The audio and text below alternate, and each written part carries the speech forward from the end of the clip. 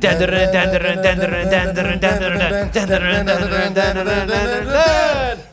back, guys. I hope you guys had a great Christmas and a great Hanukkah and the holidays and whatever you were celebrating. We hope you enjoyed it. I had a great one myself, guys. I actually just got engaged. Yeah, so congratulations, Kevin. Weekend. Yeah, the Nerdy Jock is becoming an honest man. Yeah, if that's possible. No, I'm just kidding. Angie, I love you and can't wait to spend my life with you. She likes Nerdy Jocks, guys. They're out there. Don't be afraid. If you're a Nerdy Jock, you rep who you are and be proud of it, and you'll find a winner. You know? Yeah, especially if you look like this specimen of a man right here. Yeah, and speaking of finding a winner, Dan to Dan, we got some love triangles. We've got a lot of love action going on in these two episodes, don't we? Oh my gosh, I can't believe that it's over, man. I mean, this was. We've raved about what a great show this is, but it's over until I think July or something. And at least we're gonna have something in July. But but man, God, where it's leaving us with just the characters and the story and the cliffhanger and the mystery. There's just so much to unpack. And by the way, we are gonna do 2 episodes today. We're gonna talk about First Love and Let's Go to the Cursed House, just because we were on a couple-week hiatus due to the holidays. So. And I also apologize. The last time we did an episode, we were covering different episodes. It seems at the same time. He was talking about episode 9. I was talking about episode 10. I was confused about the episode order. In 10, and we didn't get to talk about the most beautiful UFO sequence I've seen since probably the Steven Spielberg film Close Encounters of the Third Kind. Right. Let's be real. The abduction scene with the cattle, so they could have the blood milk cow. That was gorgeous. So we didn't even mention that in the pod. I watched it. I edited the whole thing. I was like, damn it. That was such a beautiful sequence. So got to give a shout out to episode 10. Another banger from Another banger. One of my favorite comedic scenes where they're all eating sushi that hot granny, aka Seiko, prepares for them, and they're just beating each other up Ira and Momo are beating each other up, and then Turbo Granny is just smacking the crap out of Okarun. Okarun, yeah, it's such a great show. Yeah. I mean, we love this show, man. This is my favorite show of the season. I mean, we got Dragon Ball Daima right now, and that's not even close to how much I love Dan to Dan. And I'm a Dragon Ball stan. Like that's my OG. I'm a Dragon Ball guy, just like a lot of people are from the next generation of the Naruto is their thing.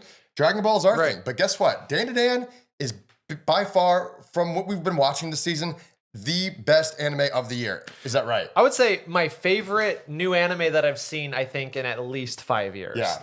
I mean, it's hard. There's so much media, so you forget. And I loved Mob Psycho, and I still love Mob Psycho, but Dan to Dan, there's just something special about it. And even you were like, I can't wait. I got to start reading the manga now. Yeah, so I mean, that says a lot, because I do have I have all the Dragon Ball Z manga, and I'll probably have the Dragon Ball Super manga. I have all the Evangelion manga. I like to have a growing manga collection, but I know now that I have to get the Dan to Dan. And by the way, and you can't. I can't. It's on back order on Amazon because it's hard to find. So I'm just go to Barnes and Noble or maybe even some specialty shops over here in LA. But it is so popular that everyone's buying the manga. I mean, I guess I could read it online, but I like to have a physical copy of the manga. I do too. I like to smell the paper. Yeah, I like to turn the pages. To lounge. Yeah, I'm that same way, because you could get a subscription and have it. I don't know who publishes it, so I don't know if it's on the Shonen Jump app or if it's on the whatever the other one is that operates like a weird casino. Good luck, the one where Blue Lock is on. I forget what that is. Kodansha. Yeah, if it's on the Kodansha app, it's going to be weird. If it's on Viz, I don't think it's on Viz, because I recently had a Viz subscription just so I could read Ranma, because Ranma's over. Yeah. And I was like, I want to revisit this. So, all that stuff. But this isn't a Ranma podcast. This isn't a Ranma podcast. We will do one in a couple weeks, probably, to do just a whole season recap. We started Ranma. We'll rank our favorite episodes, favorite fights, something like that. We'll do like a 30-minute Ranma best of the best for season 1. But today we're talking about episode 11 of Dan to Dan First Love, as well as episode 12, Let's Go to the Cursed House. Now, 11 starts off in a great way, because this podcast network is called Nerdy Jock Media. I feel like I'm a nerdy jock, and just like in Jujutsu Kaisen, I connected with Toto immediately. But also in Dan to Dan, we meet Jiji. Right. Jiji is much more you than Toto. Than Toto, for sure. Toto has that You're Jiji if Jiji looked like Toto. Yeah, exactly. Yeah, exactly. But no, Jiji has more of my energy. Just I really he's not the 2.20, but like some people say I'm handsome. So he's got his look. Right. He's got his teenage looks. He just immediately starts like hitting on Momo like a baby. Yeah. Like the word that he uses instead of kawaii, he's like kawaii. He's like everything is like he's like pouting and like doing a baby voice and stuff like that. Yeah. He knows how to flirt. He knows how to he's good with the ladies. He's fun. He's athletic. He plays soccer for sure. He looks more like someone from Slam Dunk in my opinion. He would be in that series for basketball. We're gonna come back to that because there is a big slam dunk moment in episode 12. Yes, there is. Yeah. So we'll get there in a minute. But Jiji, just right off the bat, this is the best written show. It's one of the best animated shows. The pacing, the beats, like everything is great. The beat was perfect. He comes in right as we had that moment. An episode ago where Okarun and Momo are in the infirmary together and they have that silent acknowledgement of love before her friends come in and ruin the whole thing. And so now we've reset to 0. We feel at peace. It's like Okarun's like feeling a little bit more confident in his connection with Momo. And then her first love, her childhood friend, the first person she was in love with. A tall, handsome Jiji. He's everything that Okarun wishes that he was. Yeah, exactly. And this is how you do great storytelling, right? This is how you set up some great writing. But what makes this show different than any other show that I've ever seen where there's this kind of dynamic, love triangles, like Ranma's full of them with Ryoga and Ranma and vice versa, is that they always try to make this other guy super cool. Now, Jiji, he's cool, but he's not super cool. He's kind of cringe. He's kind of cringe. He's kind of he has dad jokes as a teenager. I mean, he's very much he's got a very dorky kind of like immature kind of not exactly the type that the cute girls at school would be going for.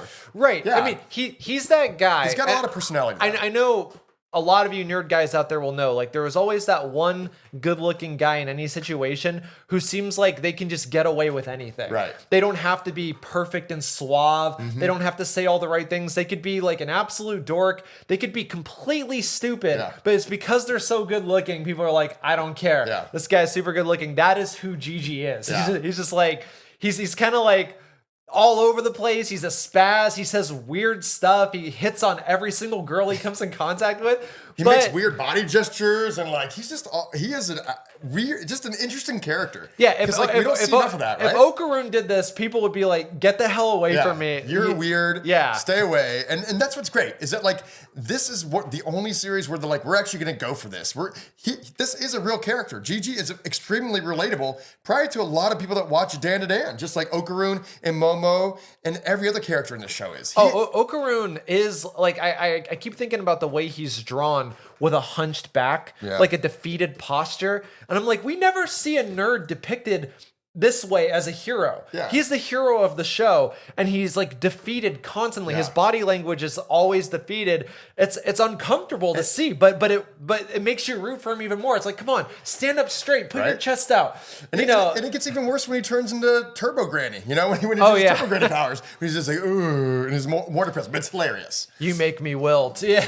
And just so you know, I took I'm on Red Bull today, so my energy is up there. I'm a little bit. I smoked some crack, so he did a little crack. So we're on the same level. My energy is about the same as it always is. No, just kidding. No crack was used in this show. No. Unless you want to we are sponsored by Red Bull, though. Yeah. Yeah. If Big Crack wants to sponsor this podcast, we will absolutely take it.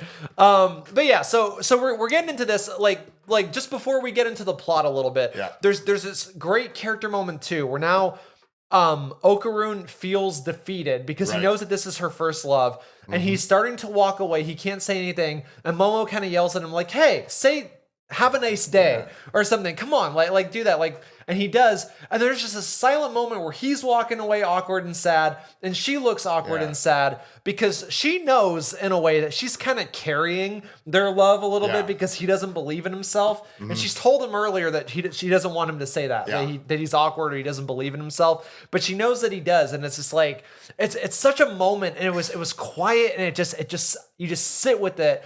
and you feel it. Like it was great. It was great. There's just so much, like, this is just the best, man. There's just so much love in these moments, and like you feel it. It's like watching any one of your great romantic sitcom comedies. There's like Friends moments in here. There's you just think of all the best, even Western television, Korean dramas, everything. You think about it, this does it the best, man. They go from a great moment of hilarity, introduction to Jiji, to realizing, number one, why he's there. We didn't even talk about the plot yet. We'll get there in a second. Yeah, it's like this great character moment where it's like now he is the obstacle. The consequences of that, the sadness, and now the stakes. Yes, and now why is he there? And now there's the triangle, and now and then we got to figure out why he's there. And it turns out that his house is haunted, supposedly, which is going to be in episode 12. But before we get to episode 12, we got to talk about another thing that makes Dan to Dan the best show on television is that not only do they hit every beat with poise, composure, and hilarity, they can mix drama with comedy, they mix action with drama, and then they also can do the most random shit in the world. And get away with it. And it works. Like, it's so great. Ultimately... Let's talk about this. Let's talk about the anatomical models. I have to say, too, I love it. I have turned 5 people onto the show in 2 weeks. Yes. 2 weeks. A show that, if you boil it down, it's like, what's it about? It's about a nerd who loses his balls trying to get his balls back. Yeah. Which like, I mean, you could say that's what the show is about, but like the show is completely nuts. There are people that I've turned this show onto that don't even like anime. Yeah. People who roll their eyes at anime, and we made a little short about why you should watch Dan to Dan. Yeah. I sent it to a bunch of people, and a bunch of people started watching Dan to Dan because of it. So, anyways, go into what you were gonna say. Well, it's just so funny because everything matters in the show, and it's funny because our hero Okarun is having anatomical issues himself. Yes. He's having some love problems. He's having lack of feeling connection with his love. And then we have the opposite. So he's missing balls, but guess what? It turns out there's an anatomical model that is cursed or has come to life, and he is on a mission. And so Jiji is introduced to school. He's just like every anime. He's like, hey, I'm the new classmate. Welcome. All the girls love him. He's super cool. He said, yeah, all the girls love him. And then he's also the perfect plot device where he takes a bad situation and makes it worse for the sake of comedy, where he announces to the class like, oh, we're in a parental approved relationship and stuff like that. Yeah, it's hilarious. But then they go out in the hallway. I think it's like during like in between classes, and you see this crazy thing happen. And you're like, what the hell? The first time I saw it, I was like, what the hell is that? And then I realized instantly, like, what the is that an anatomical model? And I thought it was a ghost. Because like Okarun is working out because he drew this whole scenario where he's like, oh man, she's gonna run away with him and she's gonna forget all about me. So he's working out, and then she shows up and she's just like being sweet, being lovey-dovey. And then of course Jiji shows up and ruins it. He's like, oh, let me feed you. Like, I've got yogurt flavored puppy or whatever it's called. Yeah, something like that. Or he said, I have yogurt flavored puppies. Or whatever. It's some kind of food, Japanese food. But anyways, they see this crazy anatomical model just barreling, going 100 miles an hour, trying to get somewhere special. And so obviously these, Momo, and they catch, he jumps right over them basically, and you see a glimmer from the sun and his ball lights up. Right. So they instantly think that they're, this anatomical model that is probably from the science room, obviously at their school, came to life because it manifested or somehow got one of Okarun's balls. Because exactly. Because we see this golden glimmer. Because Momo was gonna stop it with her psychic powers, but then Jiji tackles her. Yeah. He like full body tackles her. He's like, get out of the way. I'll save you and all this stuff. And then so they're chasing after this thing. And this sequence is so beautifully animated too. So, okay, we got to talk about this alone. And this is they have the William Tell. Is it what it's called? The William Tell Overture? Like, exactly. Yeah. And you're like, wow. And that was just a perfect song for this moment because Okarun has to turn into Turbo Granny and catch up with Momo because she's doing her psychic ability and has her hands with Jiji on the anatomical model, and model, he's going 100 miles an hour out of there. So they do the William Tell Overture, and he did this really amazing action sequence in an episode where we all thought that action was not going to be happening. Well, and that's what this show always does too. Even just the shot where Okarun walks away depressed from Momo and Jiji, unnoticed by them too, which is just salt in the wound. Just the shots of the anatomical model running towards the camera and then the camera pushing in on Okarun. It was so smooth and so good, and then it transitions into this crazy chase. It's one of the best animated sequences of the whole show. And like we just can't keep we can't stop talking about how amazing it is. And just another reason why is that this episode was already crushing it. It was already hilarious. They're already making great character beats. The story moments were hitting harder than most shows do. And then they say, you know what? We're not just going to stop there. And they could have, and it would have been a superb episode. Right. Like, we're going to give you an amazing action sequence right in the middle there to seal the deal on this episode. And we're also thematically, this thing ends up being what Okarun needs to hear, because he's gonna more sequence like in the chase, they finally get a hold and they stop the movement of this anatomical model, who makes itself explode and reassemble in one of the most gorgeous, one of the most gorgeous while he's running. We'll put it back here at least 10 seconds until YouTube blocks us. So we don't get blocked again. Yeah, freaking ridiculous. But he was mid-run reassembling. I was like, God, that's so beautifully animated. Awesome. Of course, Momo was able to grab his heart. Yeah. So she's like torturing him, like playing with his heart thematically, how Okarun feels what's happening to him. Yep. Momo's playing with this guy's heart. And in a way, thematically, he's already missing one ball, but his balls are kind of, he can't get his balls up to, fight for Momo because of Jiji. So this is all really, really layered shit here. They end up at a junkyard, and then we find the object of the anatomical model's desire, which is a female anatomical model named Taro. No. He's named Taro. Hana. Yes. Yeah, and he's in love with her, and he speaks and screams. Like he only speaks in yelling. Yeah. And she's like, no. Go away, don't they? He's like, I will never stop fighting for you. Yes. I will never stop coming to you and stuff. He's like, I love you more than anything. And what's so great is the script, like we've mentioned before, and I know I'm going 100 miles an hour, guys, but I'm on Red Bull. Not sponsored yet. Anyways, they give this great line. Hana says, another hilarious moment, she says, but Taro, I'm no longer we're not compatible because I'm an expired model, or my dates our manufacturing dates aren't compatible. Are too far apart. And I was like, oh my gosh. Like just that line alone was put me in stitches. I mean, I couldn't stop laughing. I was like, dude, this is just too smart of a show. Too good. Yeah, super, super funny. But I mean, at the end of the day, all of this whimsy serves a character point. Because Taro is doing what Okarun needs to do now. He needs to fight for Momo, no matter what. And he sees this, and the episode, it leaves us with this feeling of Okarun like watching this anatomical model being like, wow, this inanimate object, animated now, is more of a man than I am. Yeah. And I have to step up to the plate. Exactly. So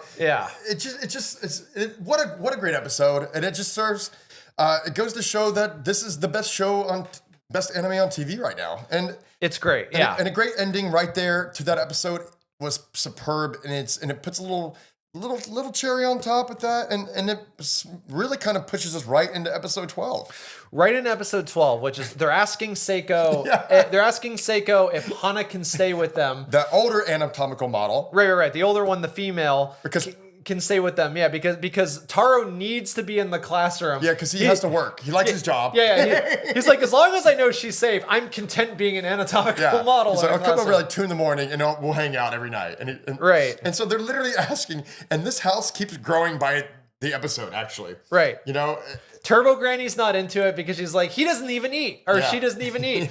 And then there's this funny little aside that happens where Turbo Granny just starts attacking Jiji for no reason in the background. And I was laughing hysterically because then he pops up and he's like trying to help Momo set up for dinner, and he's just all scratched up. And it was like, what was the point of that? It was just pure whimsy. It was so good. Great, man. Yeah. It was great. So basically, on the plot wise here, the first half of this is kind of like the continuation and the closing up of last arc with the anatomical models, and poor Taro has to go through hell again. He gets hit by a car overnight when he tries to see Hana, but he, you know, after like by 6 a.m., like when the sun's coming up, you see like leaves and shit all in his body. He put himself back together. And he finally saw her in a very touching moment. He's like, you know, I'm so sorry I'm late. I'll never be late again. He's like, I love you, and he's like, you complete me, kind of thing. It was great, and he absolutely. We're seeing now the effect that he had on Okarun, because Okarun is seeing there's this moment where Jiji picks a piece of lint out of Momo's hair, and Okarun's like, oh god, and he's remembering, I've got to fight. So he awkwardly runs over. He's like, you have lint in your hair, and he screams. He's like, you have lint. And he takes the table away from her. He sets it down. He declares that he's going to fight for what he wants. And then he starts singing the ending theme song from the hit anime/manga Slam Dunk. Yeah.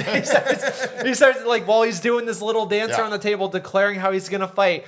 And it's funny because this whole episode thematically is about him being aggressive, trying to win Momo's affection. Yeah. And what it ends up doing is winning Jiji's affection. Because Jiji hears this and then he starts singing the opening theme song of Slam Dunk. It's like, god. So wait, are we gonna be best friends? Yep. Did we just become best friends? Yeah. Just like a JJK moment there too. So I mean, a little throwback there as well. Or like Step Brothers, you know. Yeah, exactly. Will Ferrell, John C. Reilly. Yeah, exactly. It was super funny. Like it was great. So and we also find out that Momo has been keeping a secret from Okarun that she's actually going to be going living at Jiji's house for a little bit because she has to exercise the curse. Yeah. So there's a curse that's haunting Jiji's house right now, and they take it's a little volcano town because Jiji's family moved out there because he likes the woods, but also because his dad's a geologist and studies volcanoes basically. Well, it's a hot springs town. Did they move out there, or were they from there originally? They moved out there. Oh, okay, they moved out there. They moved out there. Jiji's family moved out there because his dad is a geologist or works in studying volcanoes, and it's a volcanologist. Volcanologist, yeah, if that even makes sense. That is a word. That was a vocab word in 3rd grade. It's also a race in Star Trek. No, it's Vulcan. No, just kidding. Brought to you by Red Bull and Crack. Red Bull and Crack. No, we are on it today. So they make a little trip to Jiji's house, which another really interesting moment here. I gotta kind of calm down a little bit and just talk about this because Dan in every single scene, in every single episode, it always kind of shifts our expectations. You're in the middle of the woods in this very creepy town with everyone is either possessed by, that we see, has those creepy smiles like the aliens have. Oh, we have like a hills have eyes, almost like feeling to this town. Yeah. Very, very creepy. I mean, the hairs are sticking on my arms when I watched it. They're walking in the village here of the Hot Springs village, and everyone who's peeking out the windows and doors has this creepy smile. They all have a kind of grayish tint to them, and this whole town has already been taken over by demons, basically. Right, and I want to backtrack a little bit because there was a moment where there was a moment, it was thematically linked to the fact that Momo stayed up all night waiting with Hana for Taro to show up. Right. And then she wakes up as the sun crosses her face and she sees that they're reunited. But then we see that Jiji didn't sleep the whole night. Yes. He's grabbing his head. He's tormented. He's like, I can't sleep again because of him. And you see the curse that's haunting his house. Purplish demon. It is the creepiest curse. Long arms. At least for me that we have seen so far. Like the creepiest ghost thing. Like weird eyes. And it has the kind of smile that the people in this town have. So, exactly. So we're kind of seeding that. And I just want, really quick, before we get into the town, I just want to talk about the train ride. Oh my god! Yes, okay, sorry. Yeah, because we have more of the same. We have more of Jiji is just effortlessly just endearing himself to Momo because they have a lot of stuff. They have a lot of shared history. And they bought candy from the same old lady. 500,000 yen worth of candy, bro. Right? Yeah. Like what? $50 worth of candy right there. Right. He just knows how to take initiative. Yeah. He's outgoing. Okarun's just like, I need to fight. I need to take initiative. So he just randomly declares like, I'm gonna talk about, I forget what the word is, like Tsuchinokas, like large snakes or something like that, and stuff like that. And he starts talking about how 100 years ago people thought that gorillas weren't real, and then they discovered them, and they're like, okay, gorillas like are real. Sasquatch kind of thing, probably. Right. He's like maybe giant snakes are gonna be next, and he's trying to impress Momo, but what he ends up doing is impressing Jiji. Yeah. Because Jiji's like, whoa, You're so cool. You know everything. Yeah, and the town we're living in is named after a giant snake too. Same thing. It's like, what? A kappa? A mummified kappa? Like, dude. And it's funny because like Jiji still like there will be animosity, like a little bit of animosity, but it's not like hate. You know, Gigi's like, he's like, oh man, that is so cool. You know, it's like, I wish I knew about this stuff. It is another thing that Okarun has never had before, which is male acceptance, which he's getting. And you can see like they're kind of falling in love in a romantic way. And it's completely unexpected. Like it's like for us and for them, which that's the best. Like when the audience doesn't expect it and the characters don't expect it, that is great writing. That train ride was great. It was a great train ride. I mean, he was trying to take Momo away from Jiji, but he took Jiji away from Momo. Yeah, and then Okarun had to do his thing and try to get them all together for a minute. Then they hit the town. They hit the town, and it's funny. Jiji has infinite stamina because he lives in a mountain town, which is just all stairs. Yep, he's a physical specimen. You know, he's the tall guy who's gonna be that slam dunk character, but. We already hit on how creepy the town was, and it's a hot spring town. But what's really interesting to me is that the house that Jiji lives in is in the middle of the woods, and we already know it's haunted, right? But what's interesting is that it is the most cookie cutter, modern, not scary type of like Japanese home. Japanese home you would see, very modern. It looks, we'll have it still up here, but. Usually in any kind of show like this, they'd have either an older house or just a different style of architecture or modeling or something to give it a little bit of eeriness. Right. But Dan and Dan, like they do in every single scene, they switch the formula. And to say, you know what? Actually, we're going to make this the most IKEA-esque, open, friendly, welcoming looking house on the outside and inside. And then we'll just have the evil within. Well, that's really interesting because I feel like that is a Japanese thing specifically. When you think about homes come up all the time. Sometimes when you're buying a home in Japan, you buy a plot of land and you build your house. You go to like a house lot and you see the houses there and you're like, I want that house. And then people come and they just erect it for you. Okay. And they're all super modern in this way. And when you look at famous Japanese horror movies of the last 30 years, like Ju-on, which was the basis for The Grudge and stuff like that, the house that this takes place in, it's like they're like modern apartments or condos or just a modern house of some kind, because there is this weird phenomenon in Japan where if a death occurs in a house, it is very hard to resell because by law they have to disclose that a death occurred in the house and people won't want to buy it or rent it because they're worried that, it's going to be haunted. Right. Now, what ends up happening a lot of times is that Yakuza buy these houses. Or Yakuza work in tandem with these realtors to flip these houses and to find loopholes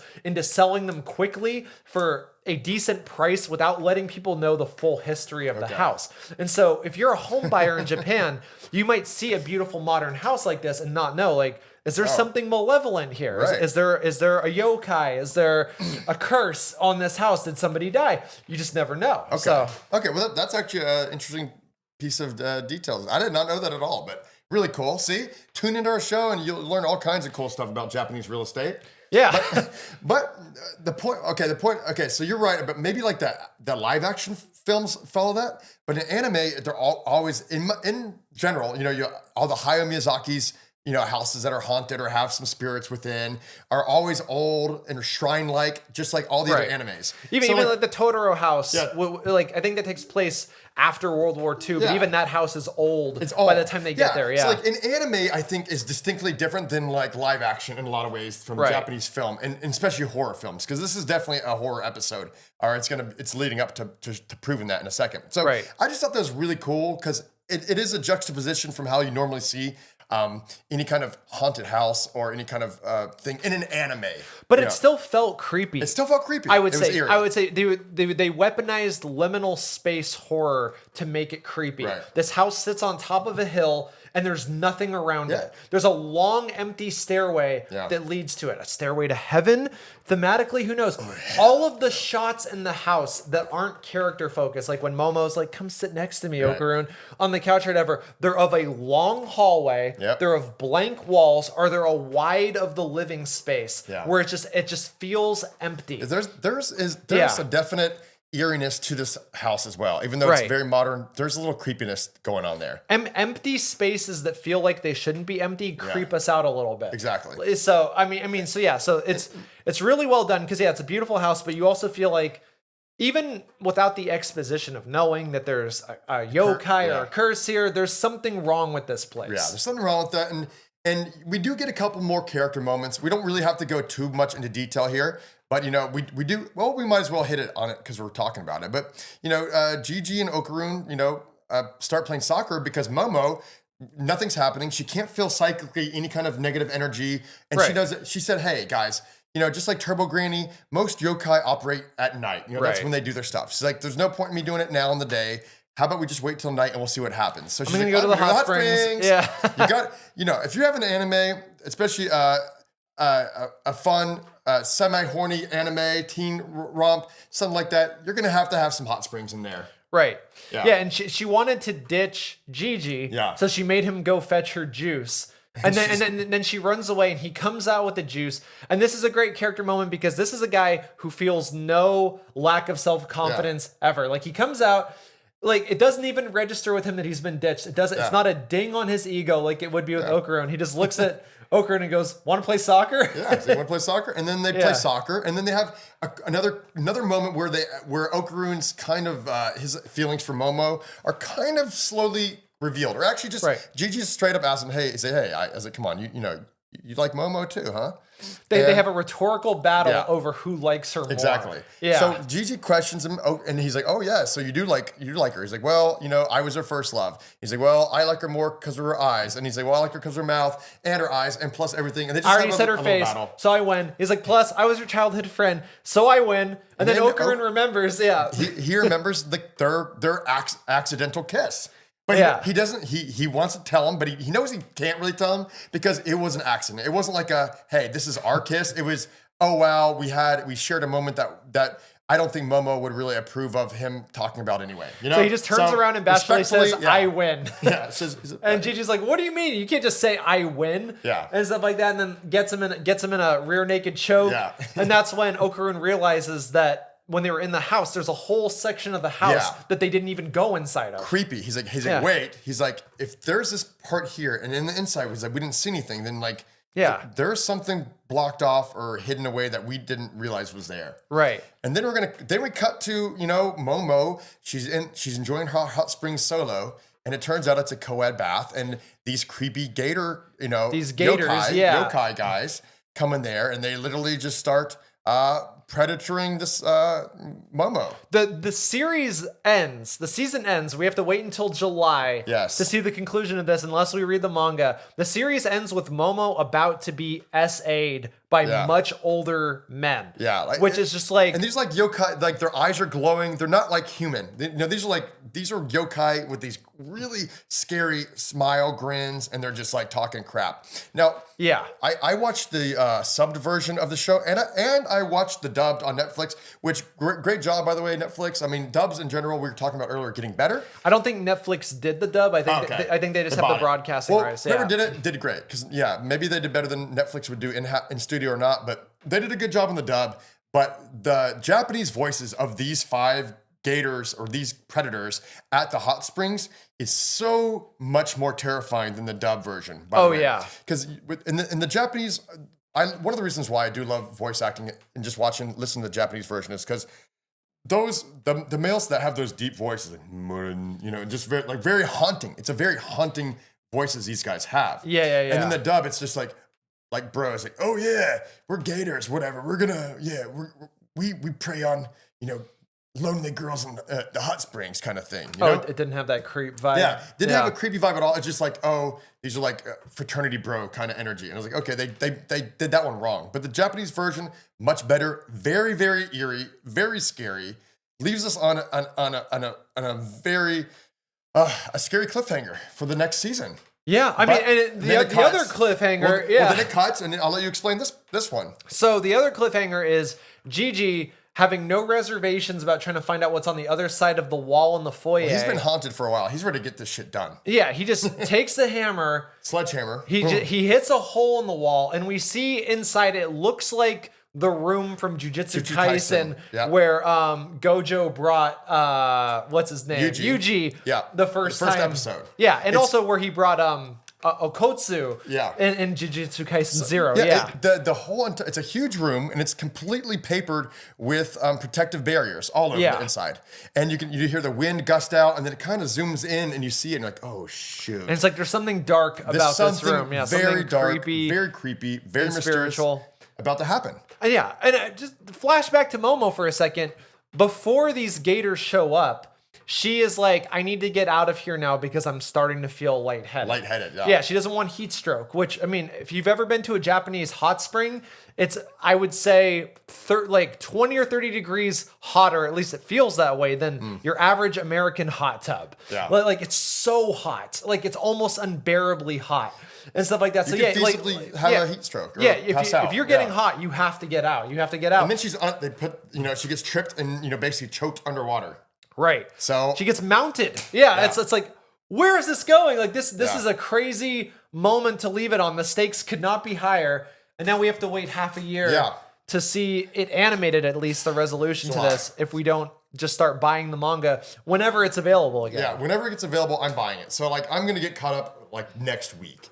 For real. I'm gonna know everything that's going on. I can't wait. Because we know, just to wrap up these 2 episodes, just say 11 and 12, awesome. What a great series, what a great season. But we do know, just to go back, is that this yokai at Jiji's house is eventually, they're gonna defeat it somehow, or it's gonna fuse with Jiji.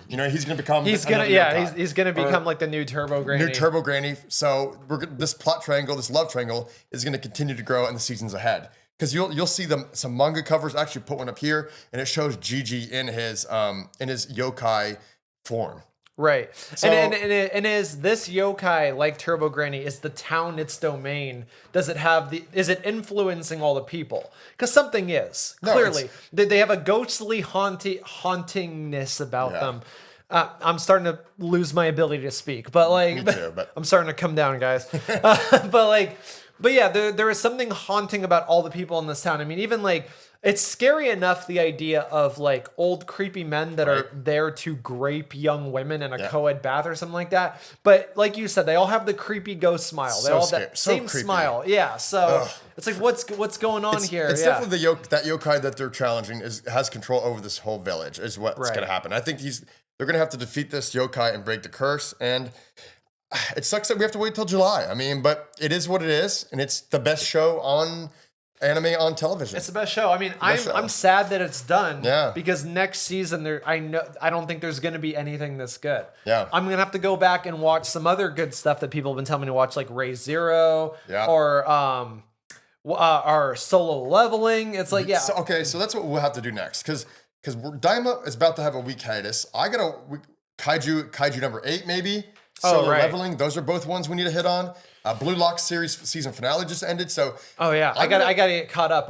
Blue Lock is a marathon season. You just gotta just blast through it. Yeah. But I know personally, and this is just we're done with the Dan to Dan pod.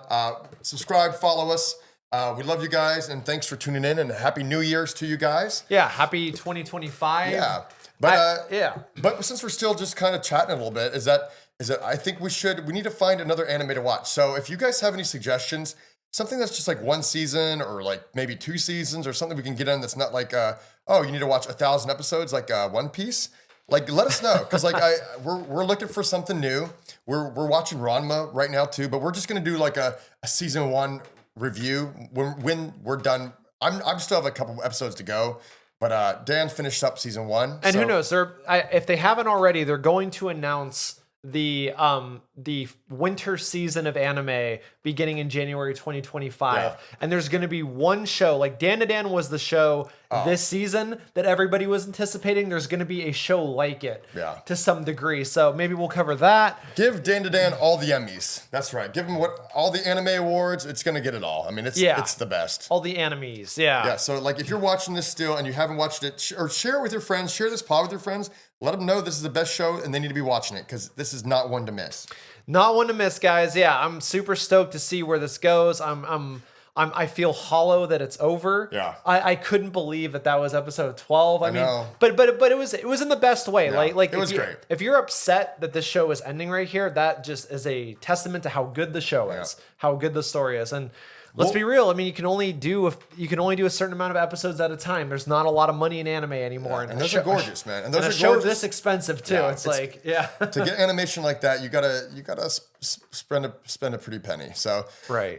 Yeah. Next time, I don't know about next week, but next time we will have this pod. We're gonna have a Dan to Dan episode ranking review. Yes. So me and Dan are gonna do our all 12 episodes. We're gonna rank them in order, or our order of what we think is from worst to best. So are we gonna do like S tier, A tier, all that stuff? Should we do that? Yeah, we could do that because we could. Okay. I think there are multiple episodes that are S tier. No, for sure. It's like, I don't think anything's gonna be below a B or whatever. But no, like, not at all. I mean, it's B's like. But even in there, like within the tiers, I think you can rank them in order. Like which is the number 1 S tier versus which is number 2. Then we'll do that. We'll do it that way. But we're gonna do a show like that soon. So stay tuned. Thanks for watching, and Happy New Year's, guys. And we'll talk to you soon. Happy New Year's. Really quick. I know we just wrapped up, but is there anything anime wise? Because it started out as a what we're watching. Just is there anything anime wise aside from Dan to Dan season 2 that you're looking forward to in 2025? New wise, I don't know. Like I right now, Kevin's on catch up mode. No, I'm doing Kevin Ketchum is Kevin Ketchup. Kevin Ketchup now. So yeah, my buddy told me I need to watch Solo Leveling, so I'm gonna watch that one. I need to watch Kaiju number 8. I heard that one's awesome too. So those two are ones that are on my agenda. But right now it's just Dragon Ball Daima, Dan to Dan, and Ranma. And Ranma, I was a little bit behind, and I just caught up. I watched like 5 episodes yesterday. So I'm not quite even there yet, but it's a good season, and I love that one too. But I think I got to expand, and I kind of want to go old school. I want to get back and watch some stuff from 15, 20 years ago too. Like I want to do some recaps and hit up some other stuff. How about you? Are you watching anything right now? Well, I think for you and me specifically, if you're not out of the country at the time, if you're not on your cruise or whatever. We need to go see the new Chainsaw Man movie that they just debuted the trailer for, because it looks like it's the animation team that did Jujutsu Kaisen Season 2. Yes. And it looks incredible, and it is canonically the next arc in the story. Oh, yeah. Then I will watch that, because I love Chainsaw Man now. So Dan got me on Chainsaw Man. And that's one of my new... I actually like Chainsaw Man probably better than I like JJK. I for sure do. Storytelling and plot-wise, I'm a lot more interested in seeing where that goes. I mean, I kind of have the vibe from the gun bad guy. The Gun Devil? Gun Devil, yeah. The Gun Devil gives me like Trigun energy. You know, like you heard of Trigun? Like, have you seen Trigun?